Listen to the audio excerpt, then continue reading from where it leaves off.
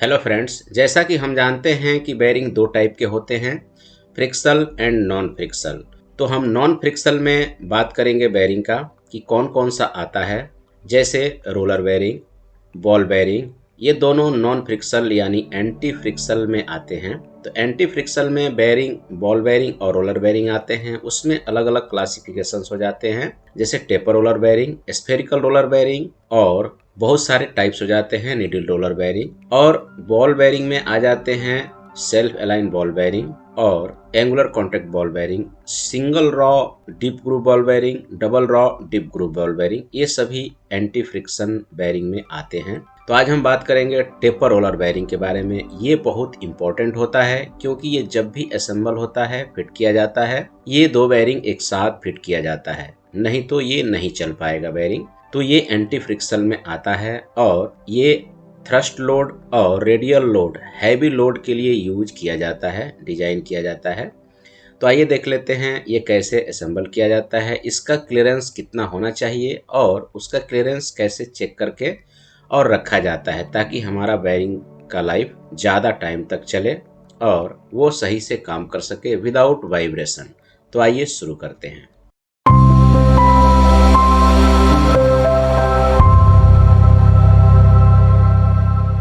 तो यहाँ पर आप देख सकते हैं, ये रोलर बेरिंग का डिजाइन है। इसमें एक इनर रेस होता है, एक आउटर रेस होता है और बीच में केज होता है विथ टेपर रोलर। और ये बिल्कुल सेपरेट बेरिंग होता है, इसका आउटर रेस बिल्कुल सेपरेट हो जाता है। और ये जब भी असेंबल होता है, दो बेरिंग एक साथ असेंबल होता है, या तो फेस टू फेस या फिर बैक टू बैक। तो यहाँ पर आप वीडियो में देख सकते हैं कि ड्राइंग में दिखाया गया है कि फेस टू फेस और बैक टू बैक कैसे असेंबल किया जाएगा। अब सबसे इम्पोर्टेंट बात यह आती है कि इसका हम कैसे पता करेंगे इसको कि फेस टू फेस और बैक टू बैक कौन सा है। तो दोस्तों, आप किसी भी बेरिंग के ऊपर देखेंगे, जिधर बेरिंग का नंबर होता है वही हमारा बेरिंग का फेस होता है। वो कभी भी आउटसाइड में रखा जाता है, ताकि हमें बेरिंग चेंज करना हो, किसी भी मशीनरीज का या फिर मेंटेनेंस करना हो, बेरिंग रिप्लेस करना है, तो आप बेरिंग का नंबर कैसे देखेंगे। जैसे ही आप आउटर कवर खोलते हैं बेरिंग का, तो आपको नंबर दिख जाता है और उसी नंबर का बेरिंग आप मंगा लेते हैं। तो उसका फेस होता है, जिधर बेरिंग का नंबर होता है वही बेरिंग का फेस होता है, और जिधर बेरिंग का नंबर नहीं होगा वो बैक माना जाता है। ऐसा डिजाइन किया गया है, या फिर मेंटेनेंस करने वाले जो भी टेक्नीशियन इंजीनियर है ऐसा मानते हैं। तो अब हम देख लेंगे यहाँ पर बैक टू बैक या face to face bearing assemble किया गया है। यहाँ पर आप देखेंगे, अगर बेरिंग नंबर इधर है तो ये फेस टू फेस बोला जाएगा, और अगर बेरिंग नंबर इधर है तो ये बैक फेस टू फेस यहाँ पर बोला जाएगा। जबकि आप यहाँ पर देख सकते हैं, एक बैक टू बैक है और एक फेस टू फेस है। तो अगर फेस टू फेस इसको मानते हैं तो ये बैक टू बैक हो गया। लेकिन आप देखेंगे यहाँ पर दो बेरिंग ही असेंबल दोनों में किया गया है। यहाँ बीच में पार्टीशन है, यहाँ पर एक स्पेशल रिंग है। या फिर जब भी आप बेरिंग हाउसिंग बनाते हैं आउटर रेस के लिए, तो बीच में यहाँ पर कॉलर दिया जाता है।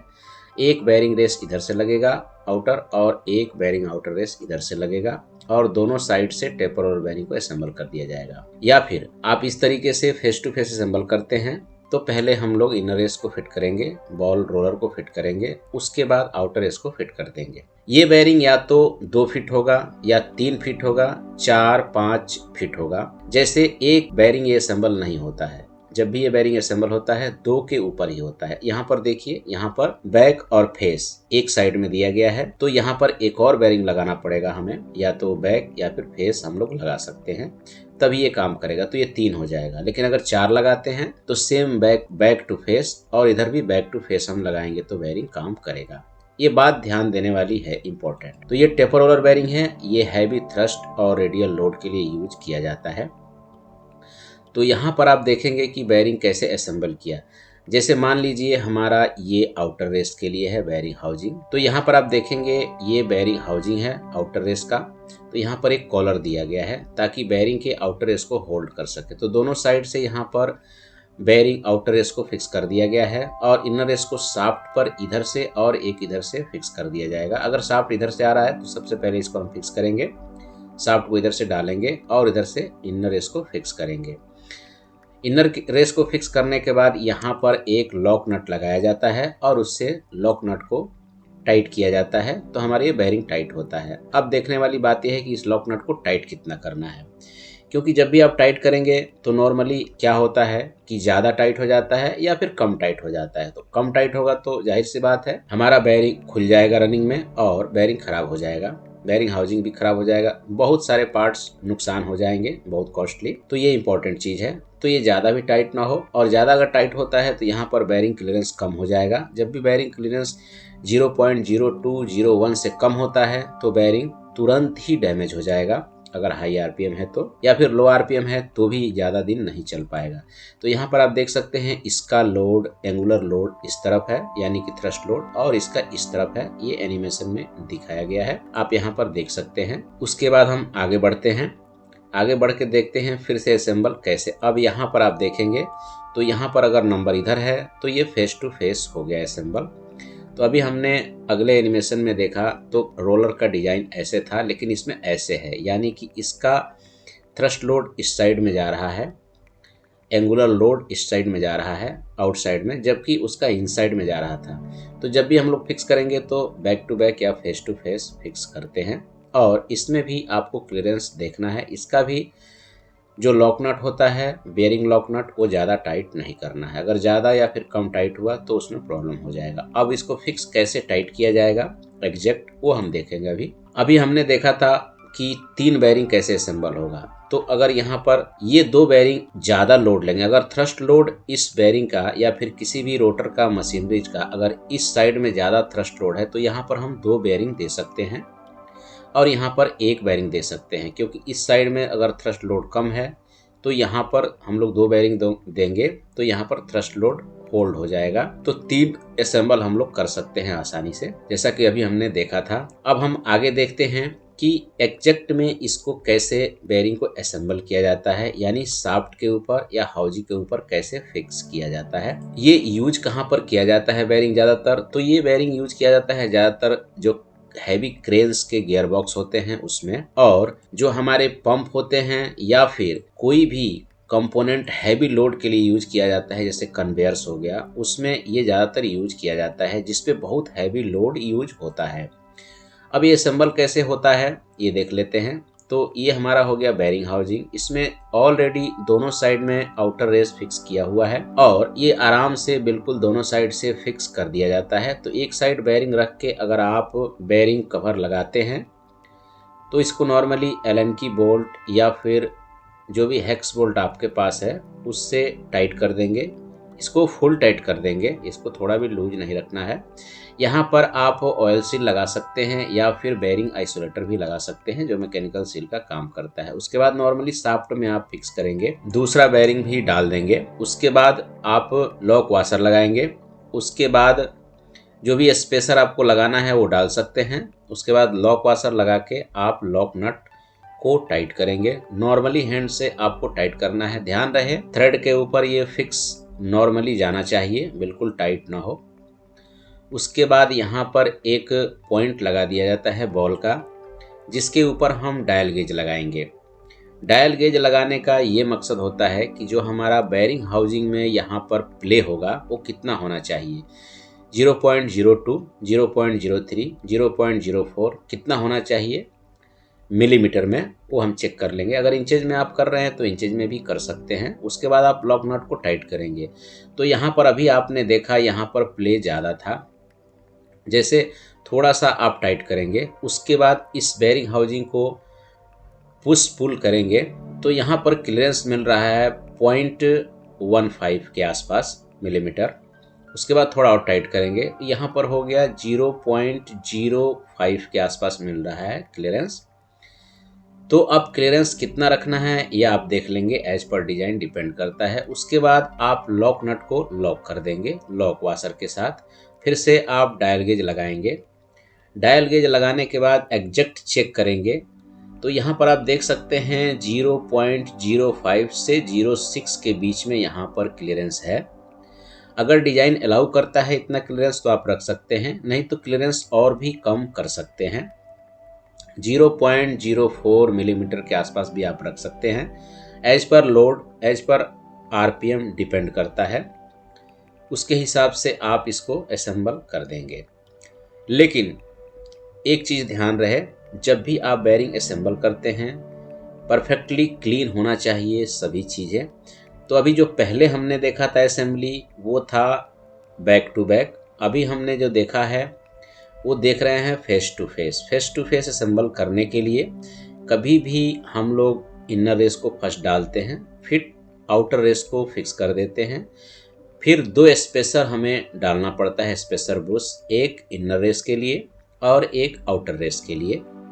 ये दोनों स्पेसर बिल्कुल फिक्स साइज के होंगे। अगर ज़रा सा भी डिफरेंट हुआ इसमें तो हमें जब भी बेरिंग का लॉक नट टाइट करेंगे उसमें प्रॉब्लम आ सकता है। उसके बाद यहाँ पर एक स्पेसर बुश डाल दिया जाएगा आउटसाइड से, ताकि हमारा बेरिंग फिक्स रह सके। तो इन्हीं दो तरीकों से टेपर रोलर बेरिंग असेंबल किया जाता है, बेरिंग हाउसिंग में या शाफ्ट के ऊपर। यही दो तरीके हैं। अब ध्यान देने वाली बात आती है कि इसमें क्वेश्चन कैसे किया जाता है। अगर आपसे कोई पूछता है कि टेपर रोलर बेरिंग कैसे फिट किया जाता है तो आपको सिंपली बताना है फेस टू फेस या बैक टू बैक, वो भी डिजाइन के ऊपर। क्लियरेंस कितना रखना है, 0.04 से 0.05 या 6 तक रख सकते हैं, वो भी हम देखना पड़ेगा कि इसका आरपीएम कितना है, इसका लोड कितना है, कहाँ पर यूज किया जा रहा है और इसमें लुब्रिकेशन के लिए कौन सा ऑयल या फिर ग्रीस यूज किया जा रहा है, उसी हिसाब से क्लियरेंस भी रखा जाता है। तो ये सभी डिपेंड करता है। वैसे भी जब भी आप असेंबल करेंगे इस बेरिंग को तो आपको एक ड्राइंग मिलेगा, उसमें क्लियरेंस कितना रखना है वो सब कुछ आपको मिल जाएगा। अब देख लेते हैं इसको रिमूव कैसे किया जाता है। तो नॉर्मली आप बेरिंग हाउसिंग का कवर खोलेंगे, जो भी एलन की बोल्ट है या फिर हेक्सेट बोल्ट है उसको आप आसानी से खोल लेंगे, जितने भी बोल्ट है। उसके बाद बेरिंग हाउसिंग कवर को निकालेंगे। उसके बाद आप सबसे पहले लॉक नट को खोलेंगे। आपको ध्यान देना है, जब भी आप कोई भी बेरिंग डिसेंबल करते हैं यानी कि रिमूव करते हैं, खोलने जाते हैं, तो आपको सबसे पहले देखना है बेरिंग हाउसिंग कवर। कभी भी सबसे पहले बेरिंग हाउसिंग कवर आपको खोलना है, उसके अंदर चकनट रहे या ना रहे। क्योंकि कभी कभी क्या होता है, हम लोग एक साइड खोलते हैं उधर हमें चकनट नहीं मिलता है, क्योंकि ड्राइव एंड साइड में कभी भी आप पंप का बेरिंग खोलेंगे तो उधर फ्लॉट सिस्टम होता है। हमें एक कमेंट मिला था कि लोकेटिंग और फ्लोटिंग बेरिंग के बारे में बताइए। तो लोकेटिंग बेरिंग वो होता है जो नॉन ड्राइव एंड साइड में या फिर थ्रस्ट लोड को होल्ड किया जाता है, और फ्लोटिंग बेरिंग उस साइड में असेंबल किया जाता है जिस साइड में हमारा बेरिंग मूवेबल होता है, आगे पीछे हो सकता है। तो ड्राइव एंड साइड में लॉक नट नहीं लगता है, या तो स्लीव लगाते हैं या फिर किसी बुश के द्वारा उसको फिक्स कर देते हैं, जबकि नॉन ड्राइव एंड साइड में हम लोग लॉक नट लगाते हैं। तो जब भी आप बेरिंग को खोलने जाते हैं, किसी भी पंप का, गियरबॉक्स का या कोई भी बेरिंग आप खोलने जाते हैं, तो सबसे पहले आपको ध्यान देना है कि बेरिंग हाउसिंग कवर खोलना है। बेरिंग हाउसिंग कवर के अंदर आपको लॉक नट या फिर चकनट मिलेगा, उसको आपको रिमूव करना है। लॉक नट ये है जो यहाँ पर दिख रहा है, और चकनट वो है जहाँ पर दो नट लगा के चकनट कर दिया जाता है। एक नट को सबसे पहले टाइट करते हैं, बाद में दूसरे नट से उसको चकनट कर देते हैं। तो कभी भी आप बेरिंग खोलने जाते हैं तो वो चीज़ आपको ध्यान देना है, तभी आप बेरिंग को रिमूव करेंगे, अदरवाइज बेरिंग अंदर टूट सकता है। तो आप आराम से चकनट को खोल लेंगे, लॉक नट को खोल लेंगे। उसके बाद स्पेसर और लॉक वाशर को रिमूव करेंगे। उसके बाद बेरिंग हाउसिंग सहित बेरिंग को रिमूव करेंगे, या फिर आप शाफ्ट को भी रिमूव कर सकते हैं बैक साइड से। आपको जैसे सुविधा हो वैसे कर सकते हैं। सेम वही ड्राइंग में दिखाया गया है। ये लॉक नट है, यहाँ पर लॉक वाशर आएगा, ये इनर रेस है, ये शाफ्ट दिखाया गया है, और ये बेरिंग हाउसिंग का आउटर कवर दिखाया गया है जिसमें हम लोग बेरिंग को फिक्स करते हैं, आउटर रेस को। यहाँ पर शो हो रहा है। उसके बाद से ऐसे बेरिंग रिमूव किया जाएगा आराम से। अब हमें क्लियरेंस देखना है, क्लियरेंस कम होगा तो क्या होगा और क्लियरेंस ज़्यादा रखेंगे तो क्या होगा। नॉर्मल सी बात है, अगर क्लियरेंस ज़्यादा है तो वाइब्रेशन आएगा, काफ़ी वाइब्रेशन आएगा और कुछ भी डैमेज हो सकता है। पंप तुरंत, या फिर कोई भी गियरबॉक्स, कुछ भी कन्वेयर है तो वो तुरंत वाइब्रेशन ट्रिपिंग हो जाएगा। वाइब्रेशन स्विच या वाइब्रेशन मीटर, अगर कुछ भी इसमें लगा है तो वाइब्रेशन मीटर लगा है तो वाइब्रेशन ज़्यादा शो करेगा, वाइब्रेशन स्विच लगा है तो तुरंत मशीन ऑफ हो जाएगा ऑटोमेटिकली, आपको कुछ करने की ज़रूरत नहीं है अगर क्लियरेंस ज़्यादा है तो। लेकिन क्लियरेंस कम है तो क्या होगा ये देख लेते हैं। अगर क्लियरेंस कम है यहाँ पर तो ये बिल्कुल टच हो जाएगा आपस में दोनों, आउटर रेस और बॉल जैसे ही टच होगा हैवी रबिंग होगी इसके अंदर। हैवी रबिंग होने के बाद यहाँ पर एक हीट जनरेट होगा। हीट जनरेट होने के बाद आपका बेयरिंग का रोलर या फिर आउटर रेस दोनों ही डैमेज हो जाएगा और आपका मशीनरी शट डाउन हो जाएगा। और जैसे ही मशीनरी शट डाउन होगा आपका बहुत बड़ा नुकसान हो सकता है, प्रोडक्शन रुक जाएगा। प्रोडक्शन रुकने के बाद आपको काफ़ी नुकसान भरना पड़ सकता है। तो ये सबसे इम्पोर्टेंट होता है बेयरिंग असेंबल करते टाइम। तो मुझे उम्मीद है दोस्तों कि आपके समझ में आ गया होगा टेपर रोलर बेयरिंग कैसे असेंबल किया जाता है, किन किन चीज़ों का ध्यान रखा जाता है और सबसे इम्पोर्टेंट क्वेश्चन इसमें क्या होता है। अगर समझ में आया है तो वीडियो को लाइक जरूर करें, शेयर करें और अगर आपके मन में कोई भी क्वेश्चन है तो आप कमेंट कर सकते हैं। Thank you.